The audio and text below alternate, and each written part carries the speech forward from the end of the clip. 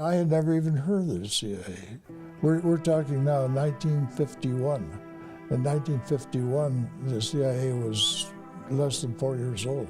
So I went to the University of Washington to the job placement agency. The recruiter had been there and had talked to her about the kind of people that he needed.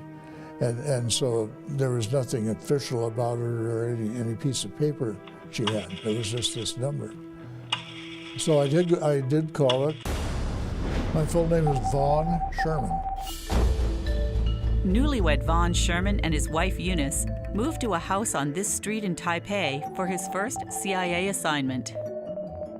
He says they moved often during the next 2 decades, but there's no expiration date on U.S. government secrets, so this Edmonds man still won't reveal much about his CIA service. It was certainly very different from what he expected as a University of Washington zoology major. I can tell you that I had some real successes, but I can't possibly tell you what they are. Agent Sherman will say that he's conducted surveillance by foot and car, was uncomfortably close to 2 military officers killed by artillery shells, and a radical newspaper appeared to threaten his life by putting his picture and his personal information on its front page. By then, Vaughn had 5 children. I gave my address, the cars, the license numbers of the cars, every possible detail. Sherman's wife knew he was a CIA officer, but what did they tell others in Spain, Denmark, Sweden, Virginia, Saigon, and Linwood, Washington?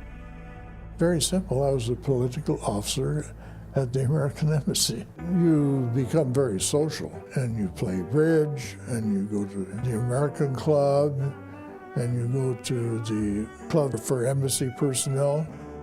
In fact, while living in Copenhagen, Agent Sherman became friends, true friends, with a Soviet KGB agent.